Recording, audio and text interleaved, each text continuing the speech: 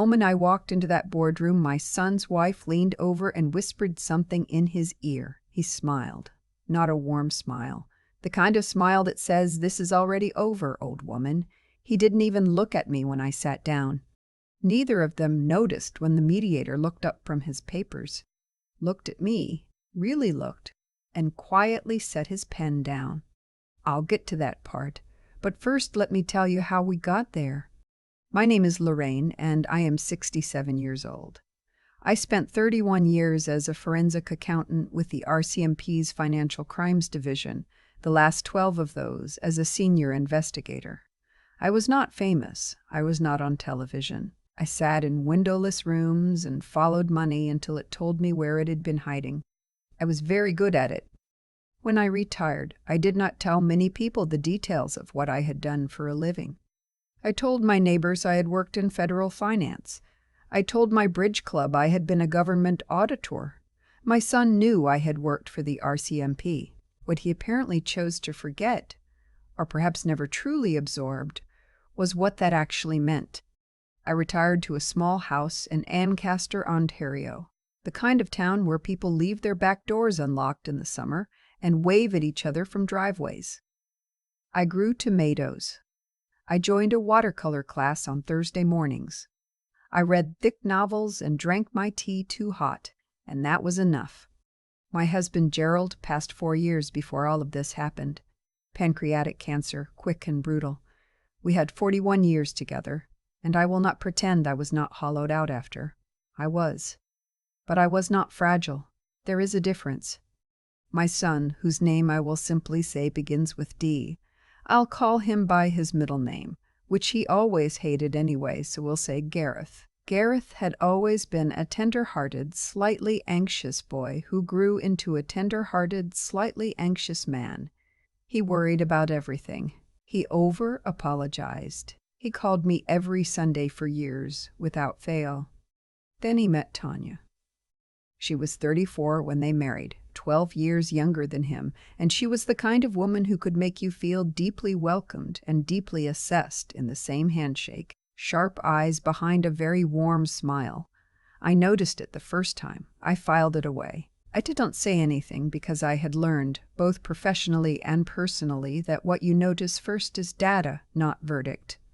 The wedding was lovely. I was gracious. I meant to be. The changes were gradual. That's how it always is, isn't it?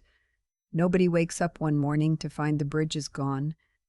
It happens plank by plank, and each time you think, well, that's odd, but perhaps I'm imagining it. Perhaps I'm being difficult.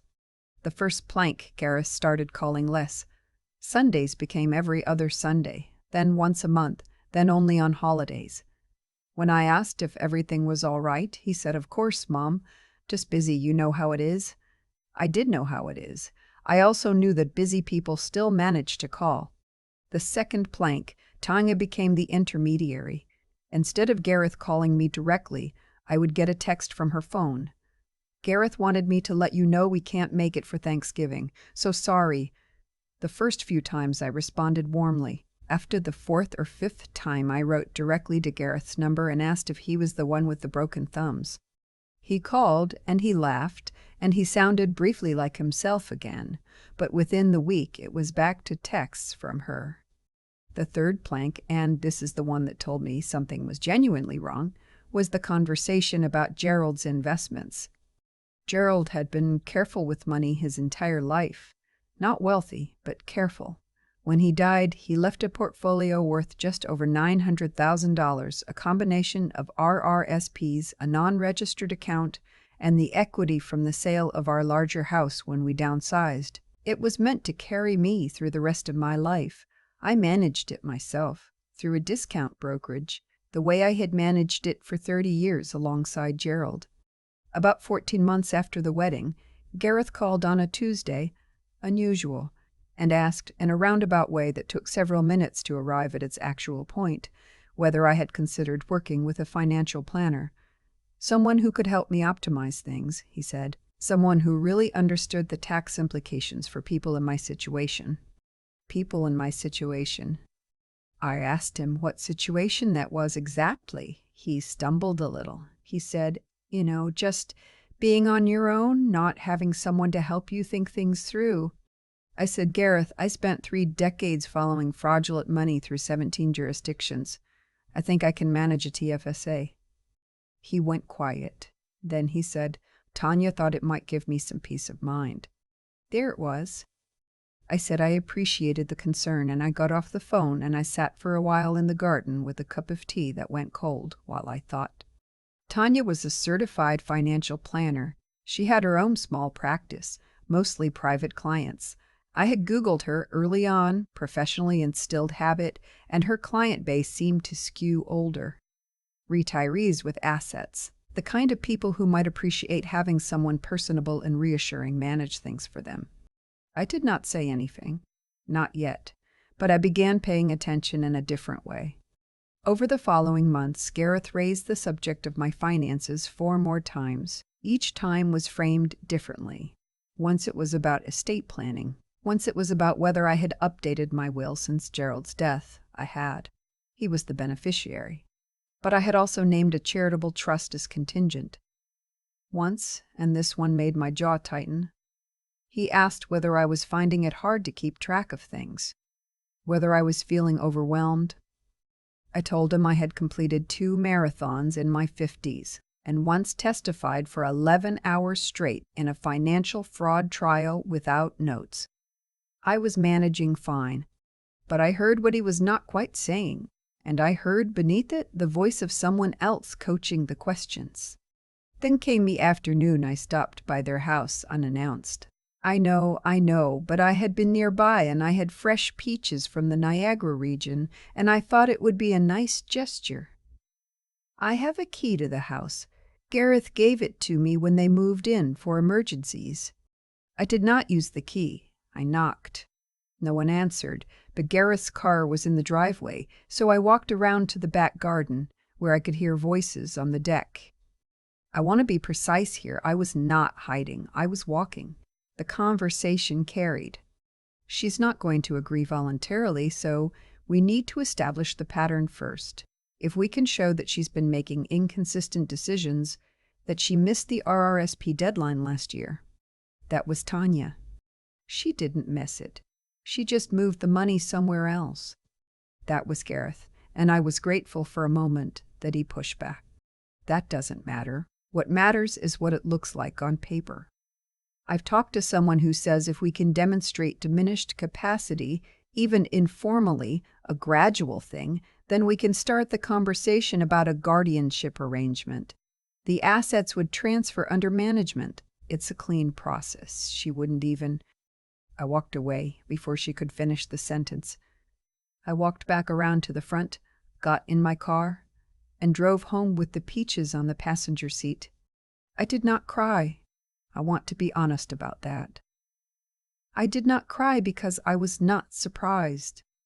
I had felt the shape of it before I had words for it, and now I had the words. And what I felt was something colder and more useful than grief. I felt the particular clarity I used to feel at the start of an investigation.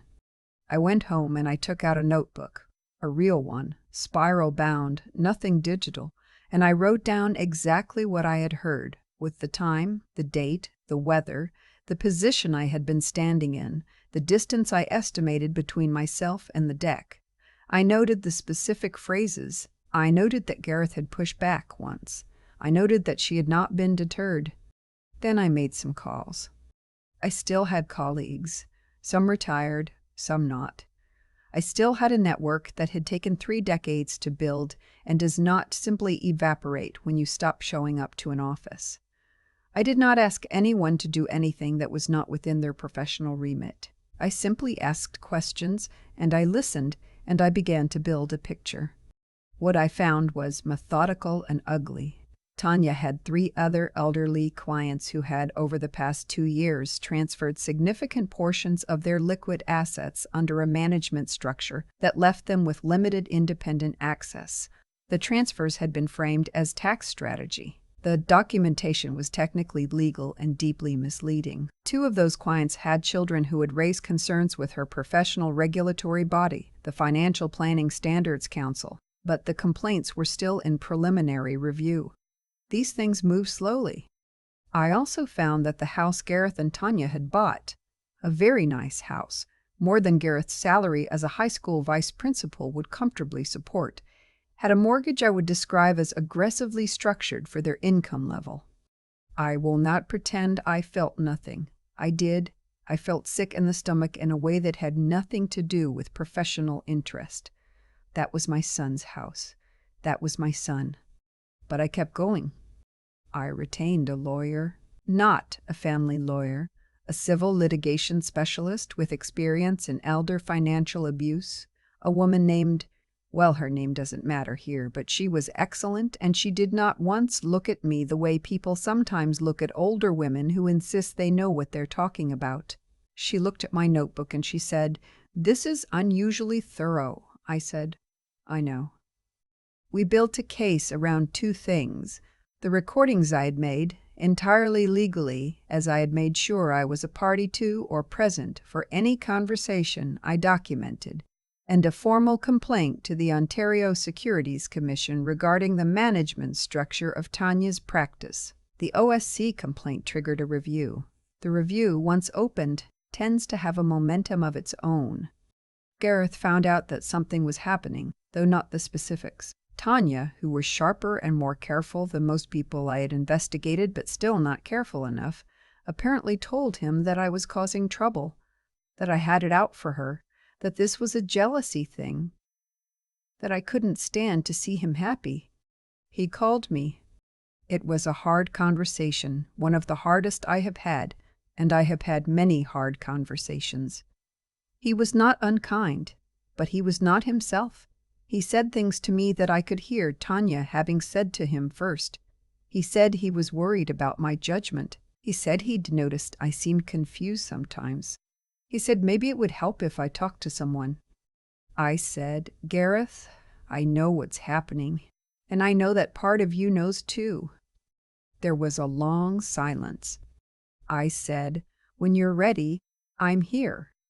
But I need you to understand that what is coming regardless. I'm not doing this to hurt you. I'm doing this because it needs to be done." He hung up. The mediation was Tanya's idea, a way, I assumed, to appear cooperative and to try to reframe things before the OSC review gathered speed.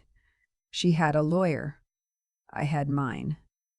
Gareth came with Tanya. He sat slightly angled away from me and didn't quite meet my eyes when I came in. She looked composed. More than composed, she looked like she had already won. She had the practiced calm of someone who has managed many uncomfortable conversations and emerged from all of them intact. She arranged her papers very precisely. She crossed her legs and she smiled at the mediator and she said she hoped they could resolve things in a spirit of family. The mediator, whose name I recognized from a case we had parallel tracked 15 years ago, a white-collar matter in Burlington, looked up from his preliminary notes. He looked at me. He looked at my name on the intake form which my lawyer had submitted. He set his pen down very carefully and said, "Lorraine Whitfield." From the RCMP Financial Crimes Unit. Tanya's smile didn't disappear, but it changed. "Like a painting where you notice a crack in the varnish," he said. "You were the lead investigator on the Hartman case." I said, "1 of 3, yes." He said something to himself that I won't repeat here, and then he straightened his papers and he said, "Right. Then let's be clear about what we're dealing with." I watched my son's face across the table. I watched the smile he had carried in, that thin, condescending expression that had not quite been his. I watched it dissolve, slowly, as the mediator spoke, as my lawyer laid out the documentation, as the shape of things became undeniable. Tanya's lawyer asked for a recess after 20 minutes. During the recess, Gareth came and stood beside me in the hallway. He didn't say anything for a long time. He just stood there, hands in his pockets, looking at the floor. Then he said, "I didn't know about the other clients." I said, "I know you didn't." He said, "I should have." I said, "Yes, but here we are now." He started to say something else and couldn't get the words out. I put my hand on his arm and I didn't say anything, because some things don't need saying. He's my son. He made choices that I don't think he fully understood he was making. That's a thing a mother can know and grieve and still hold on to the person if they'll let her. The mediation did not resolve that day. These things rarely do. Tanya's practice is currently under formal review by the OSC. 2 of her former clients, the ones whose families had already filed complaints, have retained counsel. My file has been shared with the appropriate regulatory bodies through entirely proper channels, and it will be used as supporting evidence. Gareth moved out of the house 3 weeks after the mediation. He is staying with a friend in Hamilton. We have had dinner twice. He doesn't talk much about Tanya, and I don't press. Some things he needs to work out in his own time. What I will say to you, because if you've watched this far, I think you deserve the honest version, is that nobody plans for their child to be used as an instrument against them. Nobody pictures that. You spent 30 years protecting strangers' money and their dignity and their futures, and you do not once imagine you will come home and need to protect your own. But I am not broken by it. I want to be clear about that. I am 67, and I have buried a husband, and I have had harder seasons than this one. What I have also learned from 3 decades of watching people hide things, move things, rename things, pretend things don't exist, is that money follows a trail whether it wants to or not. The truth follows a trail. You just have to know how to read it. I know how to read it. I grew my tomatoes this summer. I went back to watercolor class. I have dinner with my son when he is ready, and I make his favorite soup, and we are slowly, carefully building something back from what was broken. That's enough. That's more than enough. I think about the peaches a lot, actually. The one sitting on the passenger seat while I drove home that afternoon. Ripe Niagara peaches. I'd meant to leave on their kitchen counter as a small kindness, and instead I drove them back to my own house and ate them alone over the sink. And I thought, well, now I know.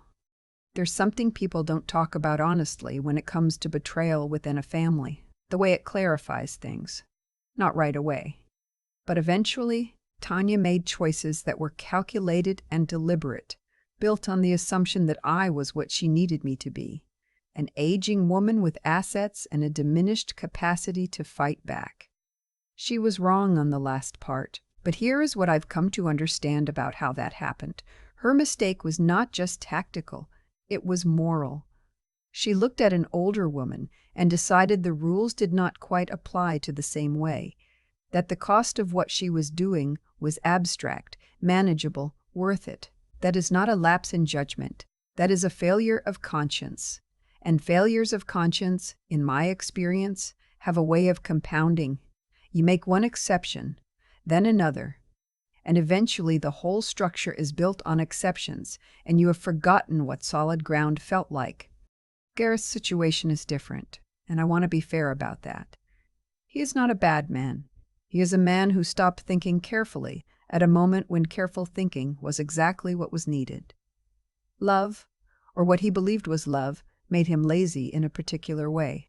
He outsourced his judgment to someone who did not deserve it, and he did not ask enough questions because asking questions felt disloyal. I recognize that pattern. I have seen it in people far more sophisticated than my son. Intelligence does not protect you from it. What protects you is the habit of questioning even the things you most want to be true, especially those things. That habit is something I had to build deliberately. Over years. It does not come naturally to anyone. My career demanded it. You cannot follow a money trail honestly if you are attached to where you want it to lead. But the same discipline applies to ordinary life, to the Sunday phone calls that stop, to the questions about your finances that come from someone who benefits from your finances, to the slow and careful accumulation of small observations that, taken together, tell you something you would rather not know. What kept me going through those months? The documenting, the quiet calls to old colleagues, the meetings with my lawyer, the sleepless nights I will not pretend did not happen, was not anger. Anger is useful briefly and corrosive over time. What kept me going was something quieter, a kind of stubbornness, a refusal to be made smaller than I am. I had spent 31 years doing difficult work with precision and integrity, and I was not prepared to let that work be undone or dismissed because someone had decided I was past the age of being formidable. That is what I would want anyone to take from this. If they take anything at all, the years do not diminish you unless you allow them to. Your history, your knowledge, your hard-won understanding of how things actually work, that does not expire, it accumulates, and there will come a moment, possibly more than one, when someone will underestimate you based entirely on what they see on the surface. What you do with that moment is up to you. I chose to be the person I had always been. I chose to do the work carefully and correctly, and without cutting corners the same way I had always done it. Gareth came for dinner last Tuesday. He brought a bottle of Ontario Riesling, and he washed the dishes after without being asked, the way he used to when he was 19. We didn't talk about any of it. We talked about his school, about a student he's worried about whether I thought the tomatoes would do better in a different corner of the garden next year. It was ordinary. It was everything.